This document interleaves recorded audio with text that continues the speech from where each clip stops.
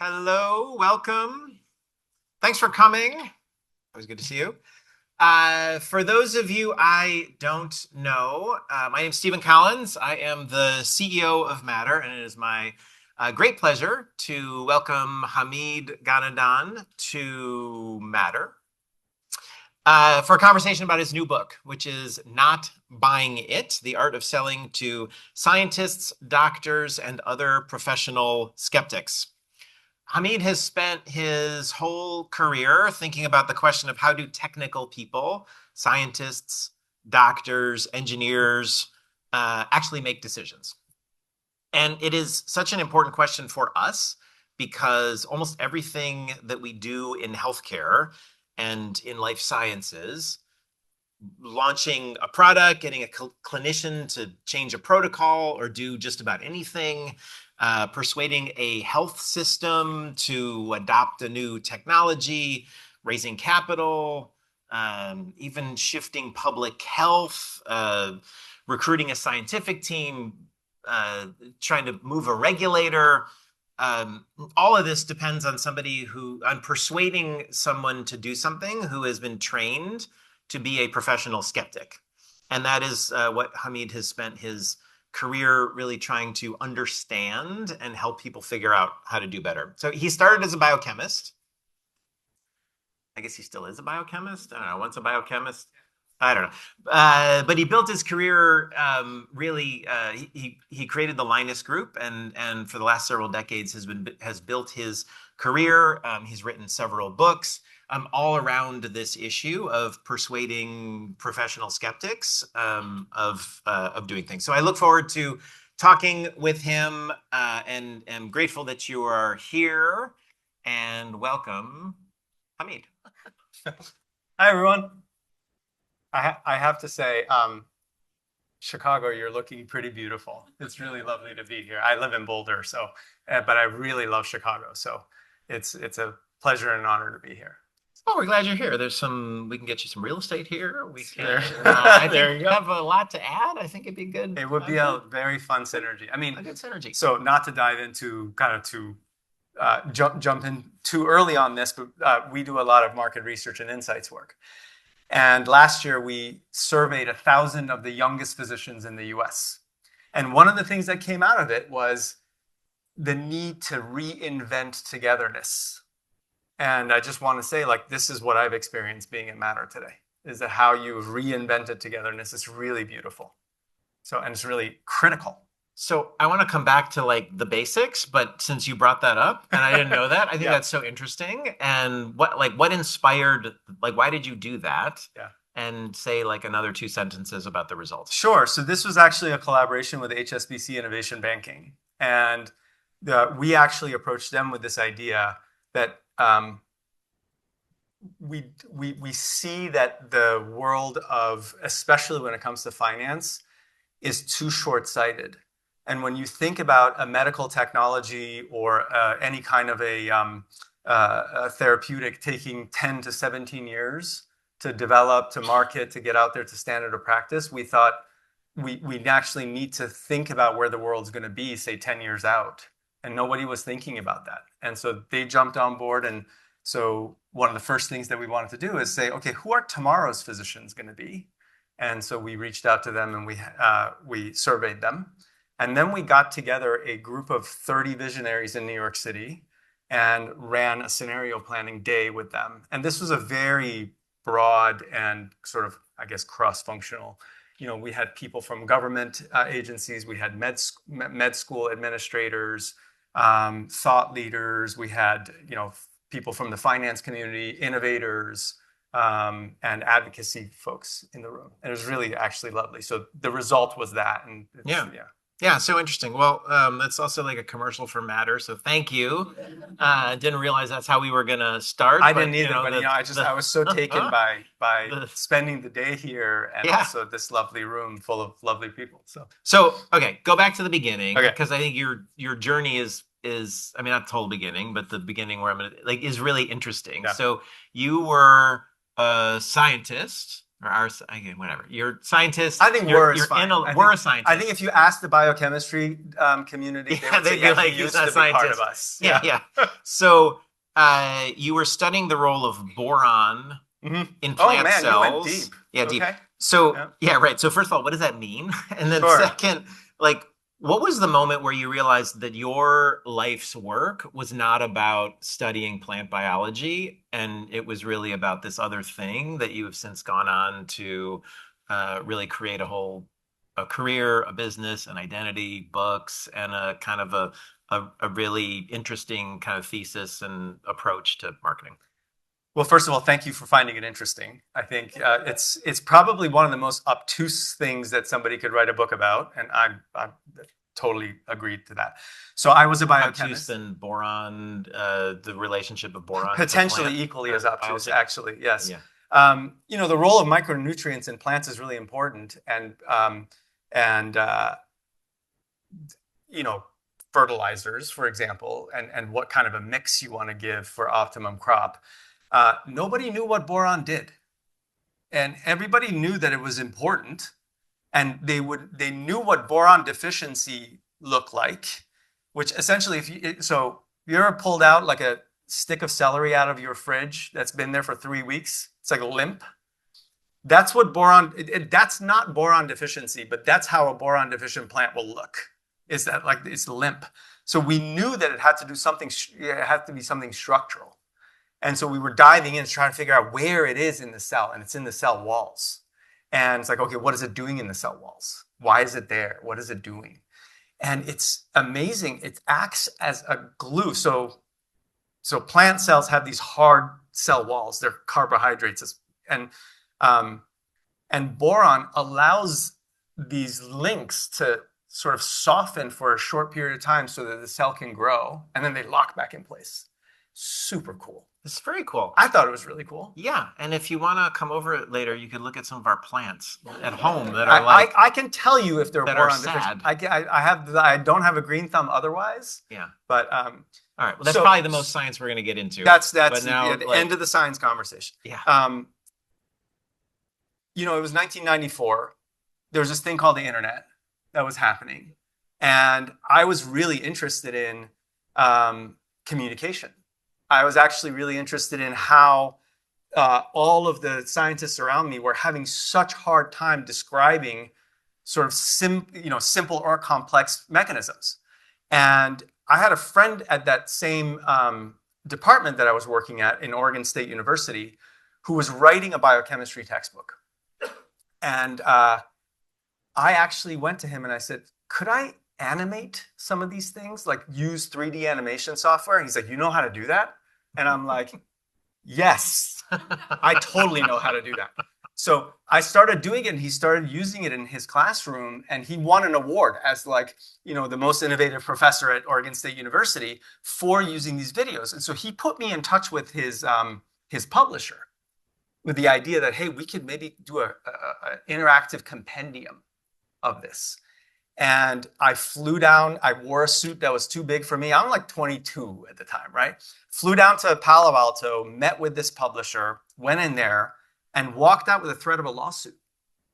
That. Yeah, totally. They were like, this might be copyright infringement, and we're very afraid of textbook sales, and you can't do any of. They were so afraid of electronic communication, and they're like, and if you pursue this on your own, rest assured, we're going to send you love letters from our lawyer. And so I walked out of there really angry, right? I'm like, here I am trying to help science, like this totally starry-eyed kid, right?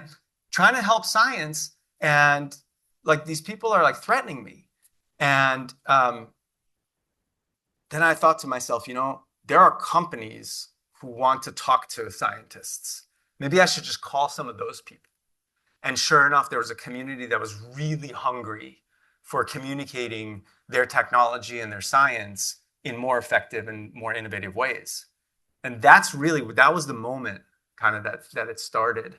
And then a salesperson also walked into my lab, tried to sell us stuff. And I got to thinking about him and started thinking, man, this guy's got the worst. And I thought to myself, I've written about this, and he's got the hardest job in the world. But in the moment, I thought he has the worst job in the world, because he's walking into scientists' lab trying to persuade them to do stuff.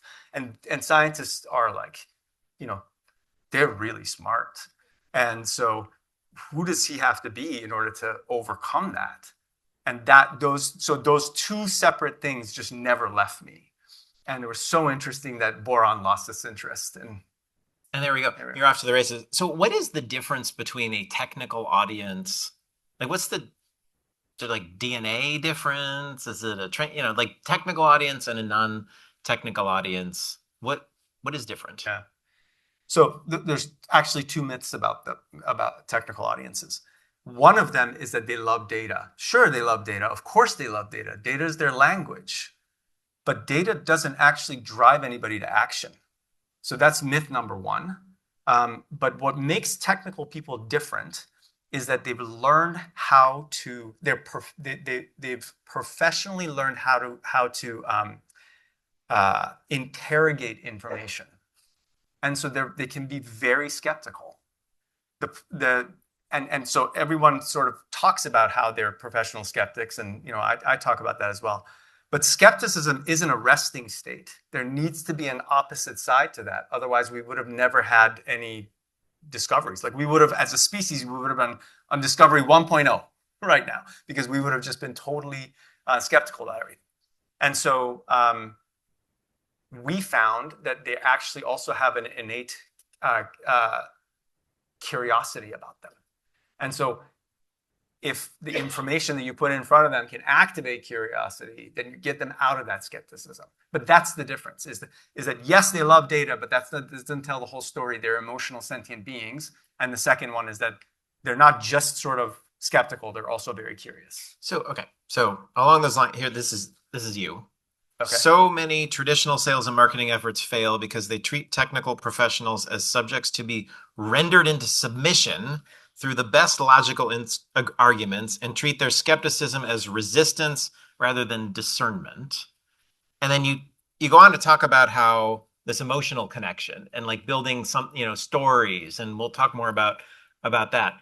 And when I was reading that and we're talking, are you basically saying we should treat technical people like we treat everybody else? That it's not, we should just take, yes, they love data, but forget that. They're humans. And they're gonna make decisions. There's an emotional layer to the way they make decisions, just like everybody else. And so, is that sort of it, or is there like this other layer? It's like, yes, but because they're so they're trained to be these. I mean, so when I was in the pharmaceutical industry for 10 years, and I went to my first medical meeting. And I'm there, and like I didn't know healthcare background, not a scientist, not a doctor, whatever. And I'm, in this session, and the guy's presenting all this amazing research, and I'm like, wow, that's so cool. And then everybody who gets up is like, that's wrong, and this, and like, you don't know what you're talking about, and I'm like, wow, this is a tough audience. So like professional skeptics. So are you saying, like what's going on there? Yeah. So here's the thing. We think that data is the common language, right? In technical settings. We think that data is really what the common language, and we become bilingual with our fellow. But data are actually grounds for war, right? That's actually what it is. And it's because the scientific and the medical community see themselves rightfully as the guardians of truth. And so they're taught to look at every single loophole and make sure that no stone is unturned when they're presented with data. The last thing that you do if you get a PhD is called the defense, right? You are defensive, right? And that's the whole thing. And so that means that your audience is offensive. And so when you're trying to get a mutual outcome, you don't want to have that polarity. You don't want to have that sort of feeling of being at the opposite side. And that's what I meant by wrestling them into submission. Nobody succeeds that way. You got to turn the tables. You got to come and sit next to them and look at the problem in hopefully a new way to both of you, so that that's how you activate their curiosity. So I like what you said about, yes, there are people, and you should treat them like people. And I think that's absolutely true. But data play a really interesting role in the whole game. There was, I'm trying to remember exactly what the analogy was, or not analogy, what the story was in the book. And it was you were working with some client, and you told a story about leading. There were like examples, and like you go in and, okay, here's an example. You can lead with blah blah blah, and it's the best thing, and the data, and the high performance, or this. You just described every marketing campaign. It's every marketing campaign. Yeah. And then you're like, okay, or there's this alternate approach, and just talk about what that actually looks like in practice, because I mean, certainly in the pharmaceutical industry, when I was there, when I was in marketing, and I didn't know you, and this is what I was doing with data, and but even we work with a lot of software companies in healthcare. We work with a lot of medical device companies in healthcare, and the data is critical. Absolutely. But yeah, but it's to everybody's advantage to make sure that the audience is first oriented correctly. That's step number one. So the first step is to make sure that your audience has the right orientation before you just shove them the data. Okay, that's step number one. The other part of this whole thing with what you're describing. So let me actually talk about an example. Yeah. Working with a medical device company, they had a ventilator that they were had a new feature that they were coming to market with, and this new feature got rid of something that was really anxiety-inducing for the patient. So it's ventilators, typical ventilators. They breathe sort of in very rhythmic fashions, right? And the nurse, the respiratory technician comes in and they're like, okay, 14 breaths per minute, and they walk away. And heaven forbid, anybody who's on a ventilator, they're incapacitated. A lot of times they can't talk. They can't really sort of articulate anything. But, then on the other side of that ventilator, which is very mechanical, is biology. And biology is driven by metabolism. And 1 minute you may want 18 breaths, and another minute you only need 11 breaths. So just put yourself in that situation. Does anybody scuba dive? Okay, a couple of people. You can imagine what scuba diving feels like, right? Now imagine being underwater, and imagine that regulator that's in your mouth dictating when the air goes in and when it comes out. If you hold your breath right now for like 30 seconds, half of you would just panic. And that's what happens in the ICU. So this company had developed a sensor that allows the body to trigger at any time. Phenomenal, right? They were like, oh, this thing is going to clean house. Nobody cared. So they hired us, and they're like, why? What's going on? And what we found was that they were talking about the data, and this is called patient asynchrony. They were talking a lot about patient asynchrony and how this technology eliminates patient asynchrony. And lots of data, lots of like technical, arguments. And when we actually did some ethnography work, and we went into the hospitals and the ICUs, and we saw why, because they sedate the patient.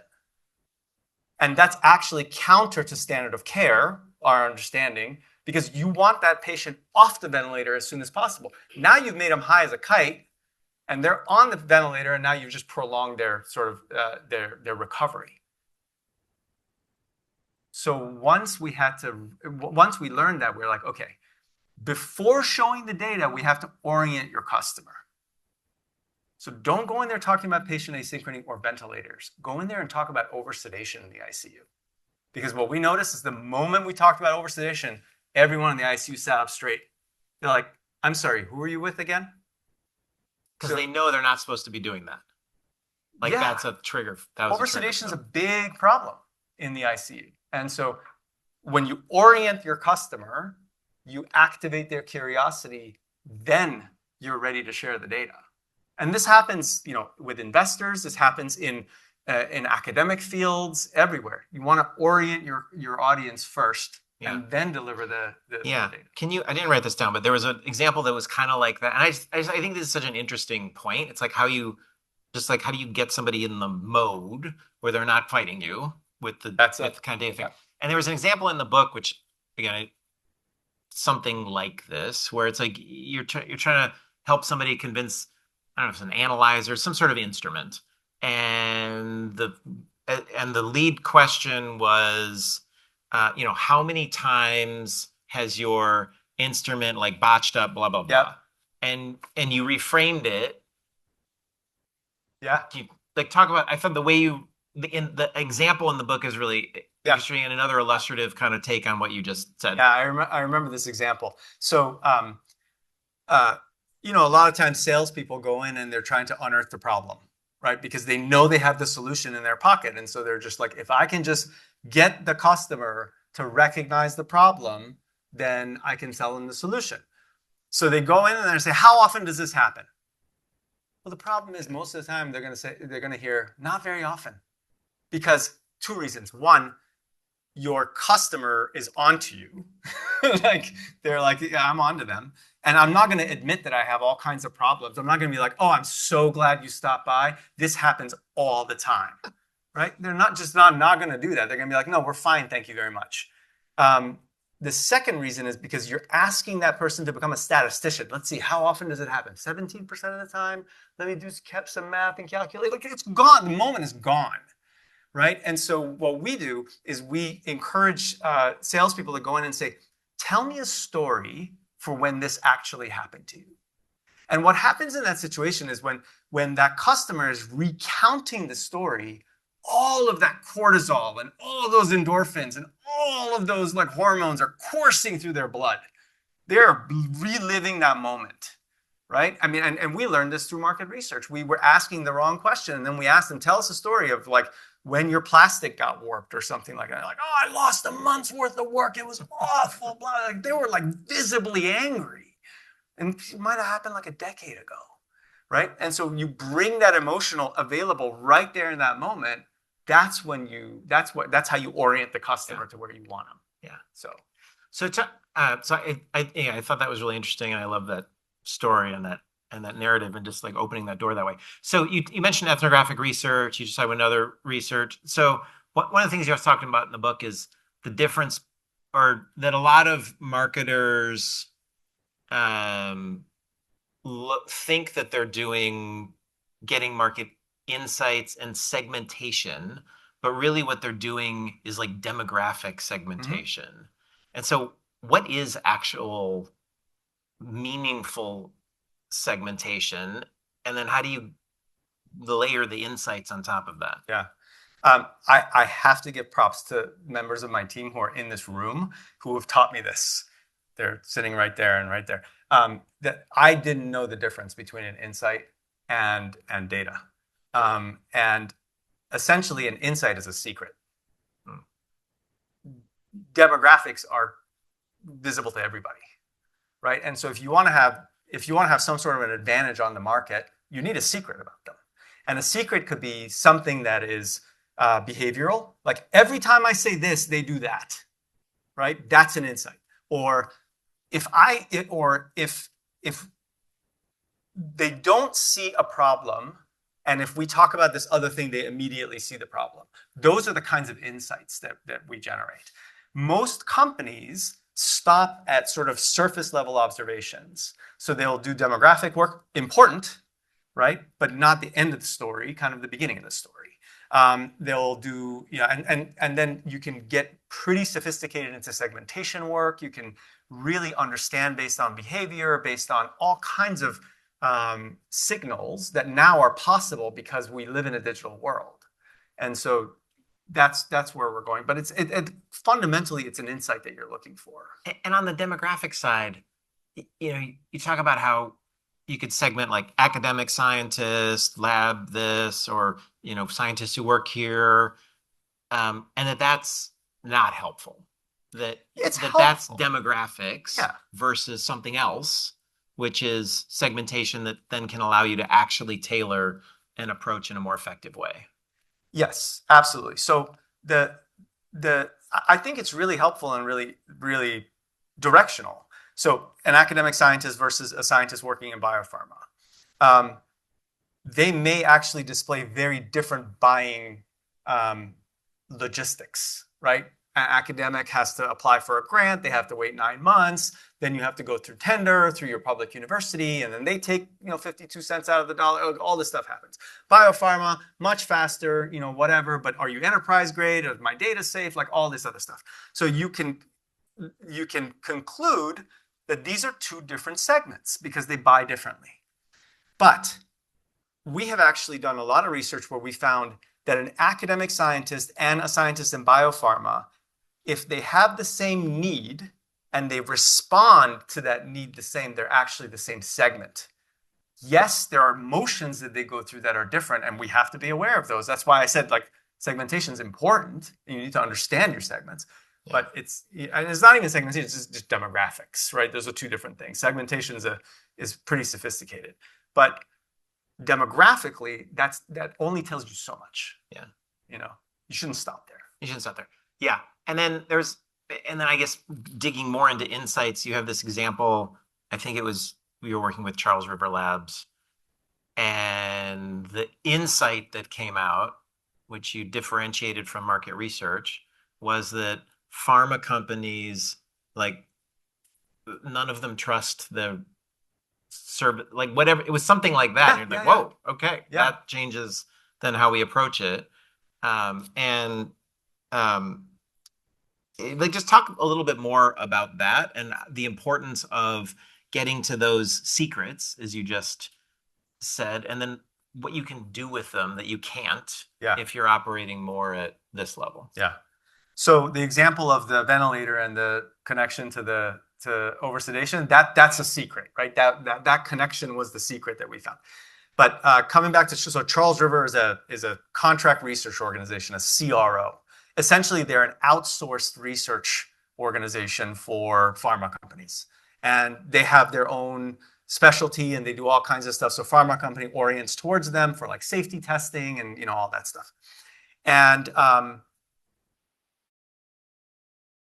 getting ready to go and celebrate their 70th anniversary.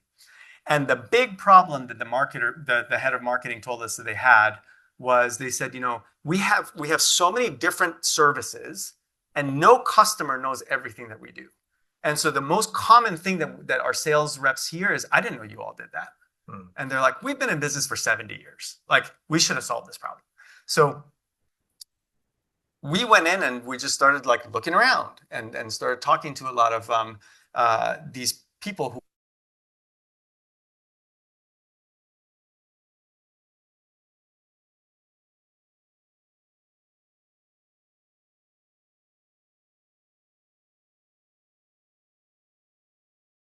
their partner. And it is they put them through the ringer. It's probably easier to get into heaven than to get a choice like that. It is so rigorous. And what they finally choose that partner and they're ready to hand their precious molecule over and they're nervous.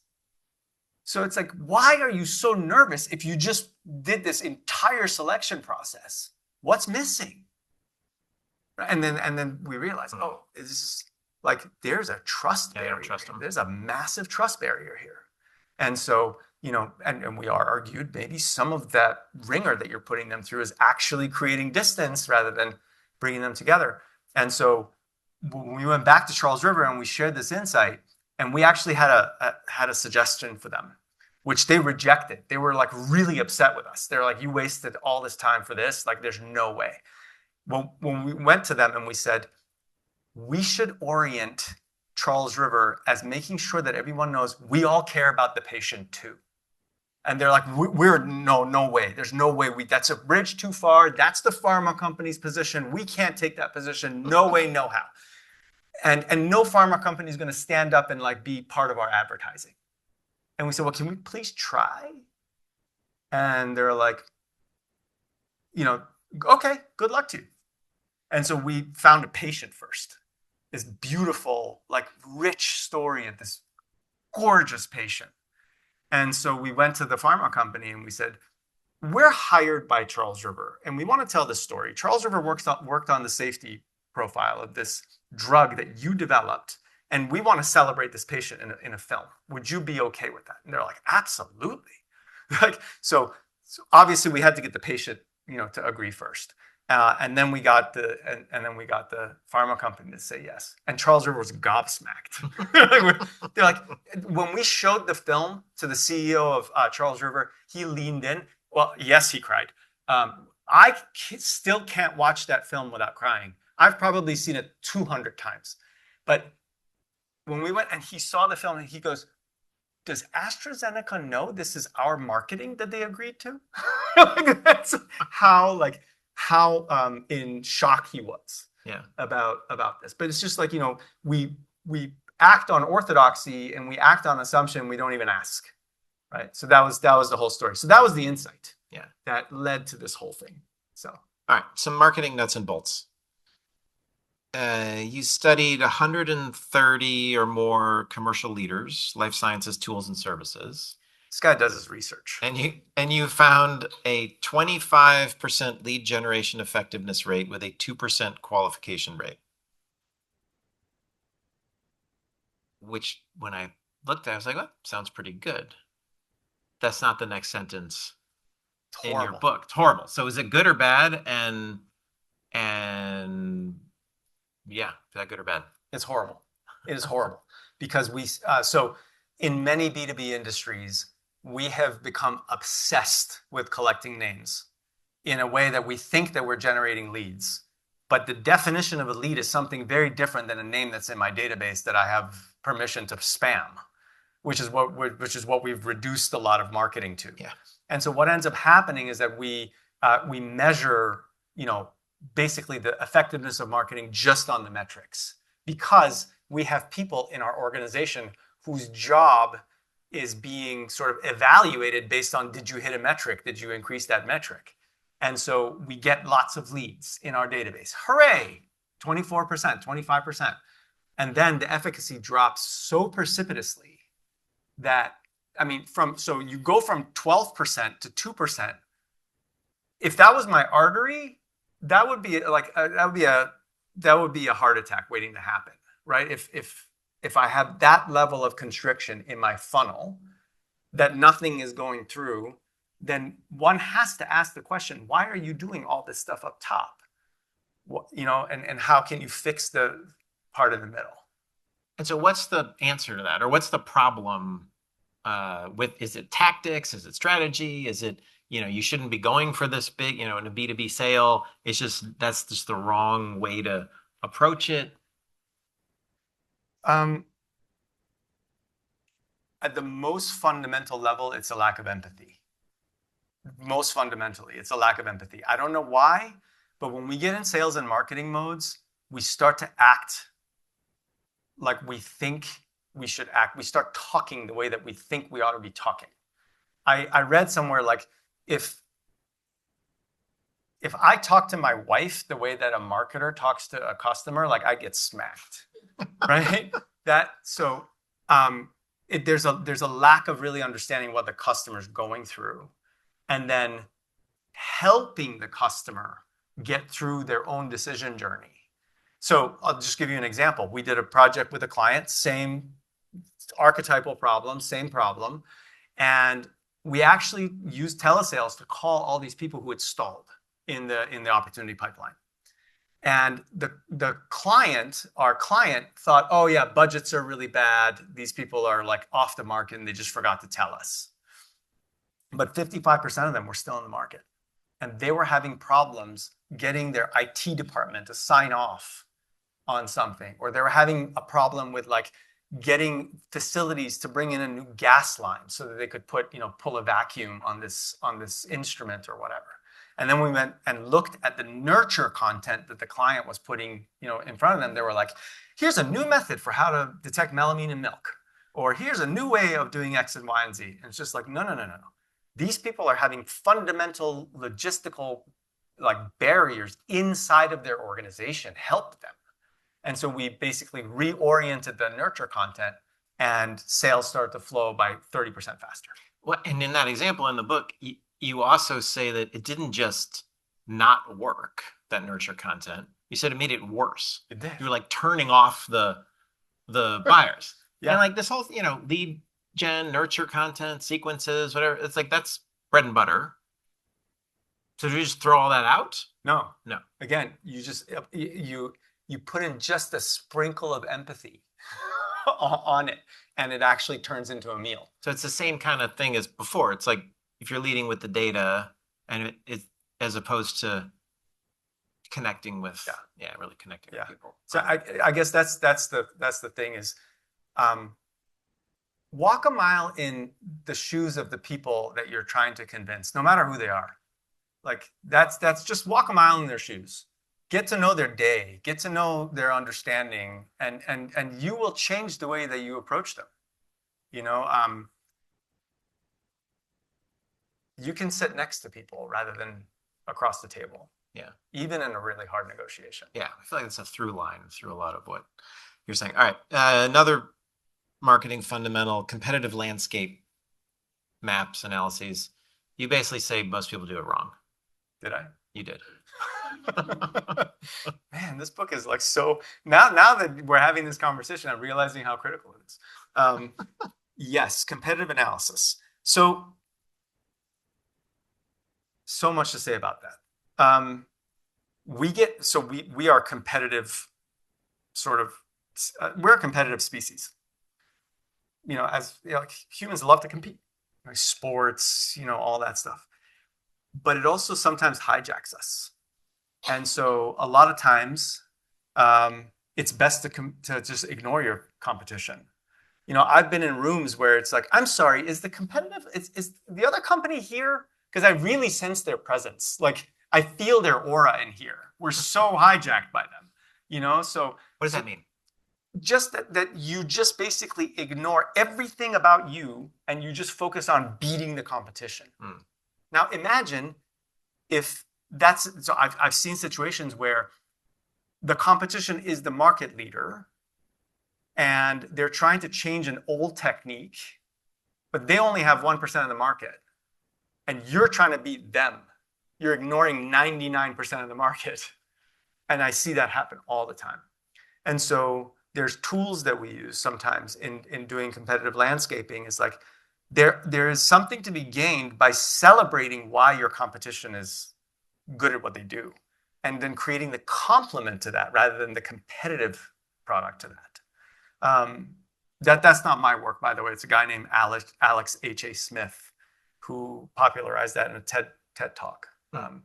He talked about this idea that so many products, basically, he talks about Nokia being the ultimate example. They abandoned their strategy the moment the iPhone came out. And they basically they just abandoned everything they had and they tried to create an iPhone clone. And I think they lasted like 10 months before they died. They were the market leaders. They're actually coming back. Their brand got bought by somebody. Speaking of Finland, wherever Karina. Right there. There you go. So the competition is a psychological sort of, it can hijack you. All right, there's another interesting part, or what I thought was an interesting part of the book, which is traditional sales and marketing. You have a lot of frameworks in your book. We're not going to talk about most of them, but if you read the book, you'll see it like breaks it down and there's lots of frameworks. Anyway, marketing 101, customer journey starts with awareness, goes to stages of interest, then desire, and then action. And you basically say that is obsolete, which is, I think, sort of like blasphemy. But how should a marketer organize the customer journey in order to more effectively respond or not respond, drive forward in the world that we're living in today? Yeah. And how has the world, why is that obsolete? What has changed in the world that has kind of rendered that less effective? Yeah. I may be wrong about the exact era for when that model came out, but I think it came out in the 1960s. And the media landscape was far more quiet. There was only one-way communication, not two-way communications. And you really only were influenced through very few channels of information. right? There was television, there was newspaper, there were magazines. That was about it. And so creating awareness about a product would actually uplift sales. The other problem that I see with that model is that it's actually a consumer-driven model. So in the consumer world, if I'm aware of a product and they hit me at the right time, I may actually have a craving for it. And it's just like a fleeting thing, whatever. I don't know, whatever it happens to be. And so I may make an impulse purchase. Great. Advertising worked. Absolutely. Awareness totally turned into dollars. In healthcare, in life science, in technical worlds, nobody does retail therapy, right? Like if you're a scientist, you don't go to the lab and be like, I'm having a bad day. New glassware, right? Like so much easier if that's. It would be so. Believe me, how many times did I want to do that when I was in the lab? I am, by the way, in love with glassware. Like I think creating these. I went into chemistry. Maybe 40% of the reason was because the glassware was so beautiful. Anyway, I digress. Coming back to the question, the problem now isn't to gain awareness. The problem is to get people to care, because nobody goes to work looking for my product unless they have a problem that they're trying to solve. And that's too sort of rolling of the dice. That's too statistically low frequency that I will hit them the moment that they realize that they have that problem. So I advocate get them to care first. And so advertise the problem, advertise the pain, and just keep talking about that. And so people can then recognize that they have that problem and they orient toward you. So it's not awareness, not like, no, well, nobody knows our product exists. It's because they don't care, right? That's sort of the answer. Yeah, and I think this is what you're talking about. You said 75% of a market is not even aware that they have a need. Yep. 20% is aware they have a need, but they're not actively looking for a solution. And 5% is actively in the market. And I think what you're saying is most of that kind of marketing along that framework is focused on that 5%, which self-evidently is not going to be the most effective. Yeah. You're not going to really grow sort of in formidable ways if you do that, right? And that moment where those 5% are actively looking is also a crowded space, right? Yeah. So just to bring this home, my daughter, she got her driver's license, and I haven't seen my car. I haven't been inside my car since then. Like she's 17 now. I have not seen my car or been inside it since then. And I'm left without a car at home. I'm not joking. I'm aware that I have a problem. I'm aware that I have a need, but I'm not shopping for a car.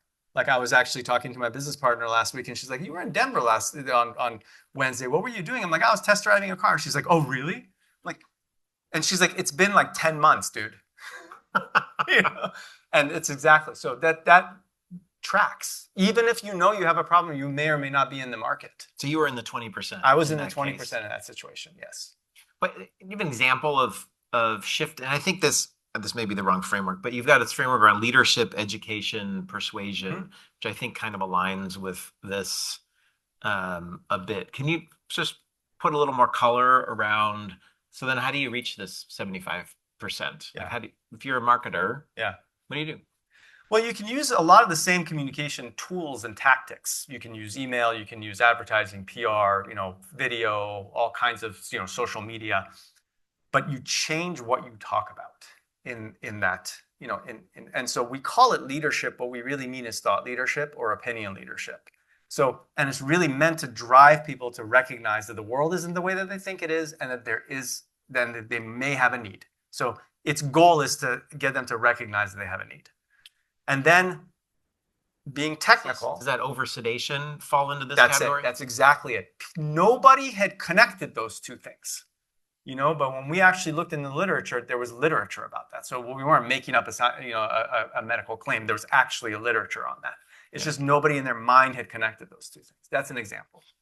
Then the education part, because they're technical, they go through a series of of questions in their own mind. So it's like you're over sedating your patient. If you're putting your patient on a ventilator, there's a 42% chance that you're going to over sedate them. And so like, what are you talking about? And so then the education piece has to get them to recognize that the need is real, that it's relevant to them, that they can do something about it, and if they do something about it, they will succeed. Right? Yeah. You've essentially got their brain to write your value proposition for you. That's sort of the Oh, I love that. Right? That's good. Yeah, you should say that again. By the goal of the education is to get your customer's brain to write your value proposition for you in their brain using their own words. Yeah. So then you're less trying to persuade somebody of something. You're meeting them where they are. Yeah. And nobody wants to be persuaded. Who here loves being persuaded? Like who wants more spam? You love it. I'd like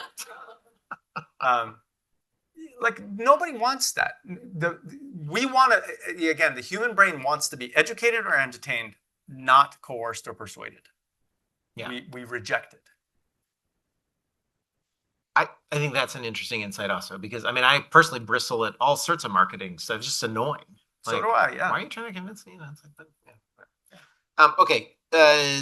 Slight shift. So Matter, we are absolutely focused on whatever we were talking about at the very beginning, bringing people together, collaboration, convening, put all the molecules together and they go faster kind of thing.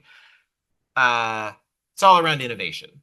And there's a little section of the book where you talk about innovation in some detail. And you talk about a lot of the ways why innovation stalls within large organizations. And can you just expound on that? Yeah, absolutely. Everyone loves innovation. No one loves change. And therein lies the problem. That's the tension. That's the fundamentals of the tension. And so even when you're trying to implement something inside your team, if you're trying to grow a team and you're trying to get them to take on your mantle or your mission, or even like, hey, we're going to use this new tool to do something, and you look 3 weeks later and everyone's still using the old tool. Why?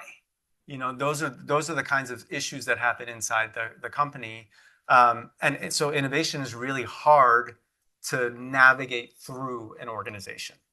And so a lot of the same techniques in psychology that are used in sales and marketing actually work really, really well internally as well.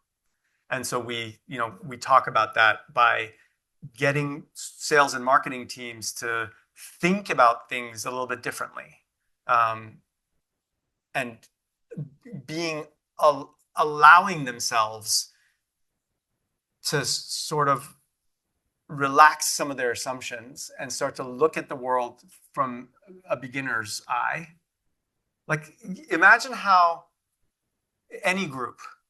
imagine if there's one day where you could just forget everything you knew and then just spend the day. How much would you learn in that day? How much new stuff would you learn in that day? It'd be really amazing. Right? I watch it with my kid. That's a beautiful thing that you just said. Yes. Yeah. I want my child's eyes, like, once in a while. And so I love that, like, going through the world with a sense of wonder, like how to bring that back to change management.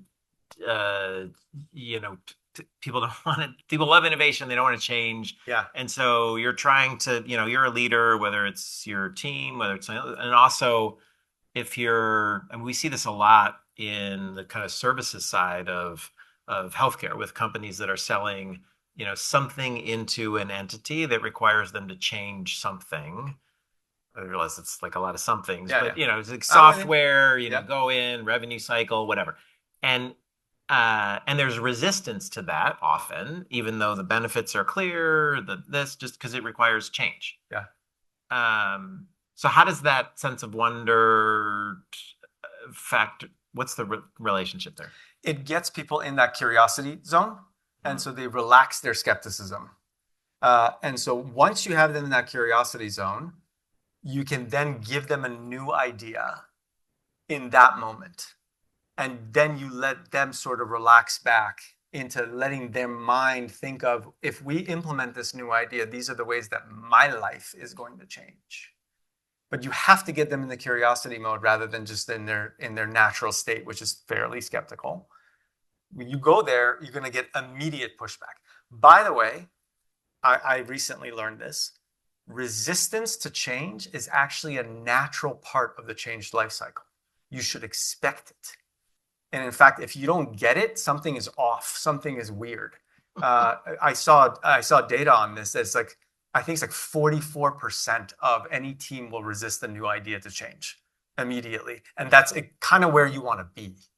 That's the part that kind of blew my mind, is that that's actually where you want to be, where there's a significant portion of people who are resisting, because then it allows the organization and the team to be stronger together and build a third way that nobody could have come up with on their own. And that's actual innovation. So resistance is actually it's an input to the innovation. Every time you say resistance, I think resistance is futile, but that's not That's what the you're Borg. talking about. Yes. Yeah, it's the Borg. That, well, I don't know if this relates or not, but another thing that it's not in the book, but you've written about it before, is the hero's journey. Mm-hmm. And I know it's a concept and a metaphor of kind of that you're particularly fond of. And you just talk a little bit about that in the context of sales and marketing and innovation and change management. Yeah, absolutely. So also not my work, borrowed from others. So the way that you all know, it's very popular and very sort of cheesy to say that storytelling, like you want to be storytelling. I was just hearing a soundbite from a pundit who said, the skill I want my children to have is storytelling. It's not math, it's not STEM, it's storytelling. And I think that's a little rote, but there is a specific technology in storytelling that gets people to act differently. And that's the hero's journey. So the vast majority of stories are told in a very sequential way. It's the exact same sequence. There's a hero. They have these goals and dreams. There are things that are in their way. And you're kind of, you're like, okay, I understand this. Like, yes, like,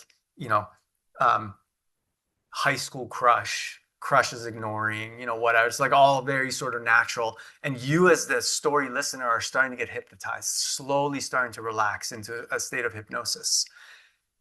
And then there's a call to adventure, and the hero always refuses to call to adventure, but the hero has a mentor. And the mentor pushes the hero into the journey. And usually the mentor dies in that moment and becomes omnipresent. Use the Force, Luke. Like, that's the moment, like, right? Obi-Wan dies, 9 minutes into a movie, but he's there the entire movie, right? And so that he is the mentor, and he becomes, omnipresent in every Disney movie. It happens, every story it happens. And then there's this adventure, and now you as the audience are completely hypnotized. When that moment happens, when you go on that adventure, is when you hypnotize the audience. And then you go through trials and tribulations, and then there's a moment where you have a new idea. You are face to face with that villain. The hero comes face to face with that villain. And in that moment, there's a new idea. So it's like, whatever that is, they call it the elixir or the sword or the great power. And once that new idea gets grasped, then the hero can actually change the destiny.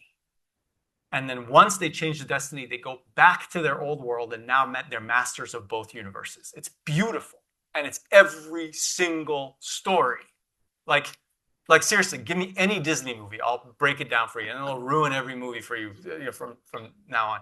But but it's the same exact model. And we can use it, and we do use it in healthcare situations and in highly scientific situations, to basically know when to bring in the data, when to bring in the new idea, when to relax the audience into seeing our point of view, when to provoke them so that they become hypnotized. Their sense of curiosity is the same exact thing as what I just described. I mean, I love that. Take that and then bring it back to a concrete example. Maybe I don't know if it's the ventilators or I'll do the something, ventilator, absolutely. something else. Like how does that? I don't know if you call it a framework or a full, whatever you want to call it. Uh, like just make it concrete for people. Like how do I take that kind of Disney use the Force, Sure. Star Wars, whatever, Sure. And okay, so let's simplify the whole hero's journey into 6 steps, right? The hero has a goal, they have barriers, then there's a hidden problem. The hidden problem is the moment that you get hypnotized. There's a new idea, the change that will happen if they implement the new idea, and the first action they have to take. So those are the 6. So the ventilator story. You're working in the ICU. Your goal is to stabilize your patient. You're the hero. You're the hero. Your goal is to stabilize the patient. The barriers that are in front of you are the patient's agitated, the patient's in pain, and you want to do everything you can for this patient's benefit. The hidden problem is that most patients, or 42% of the patients that are on a ventilator, get oversedated.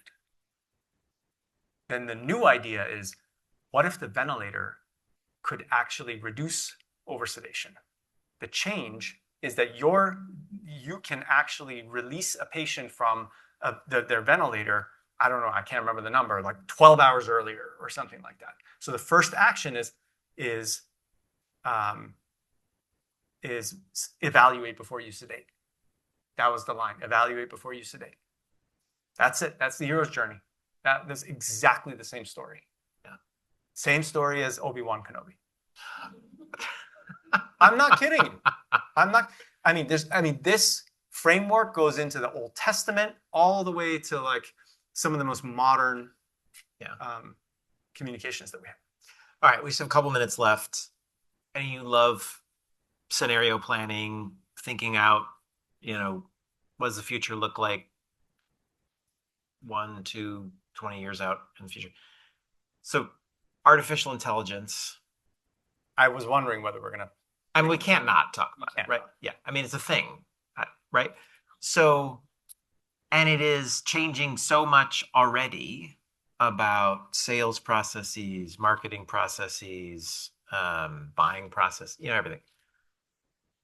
How do you, the discipline of marketing and persuasion, it doesn't matter, pick something, 5 years, 10 years, whatever you've thought about, could be 90 days because who knows what's going on. And how is AI changing, and so people who are in the business of marketing and persuasion, what should they be doing now so that they are optimized for that? Yeah. The answer is I have no idea. Thanks for coming, everyone. Great to see you. I honestly, I don't know.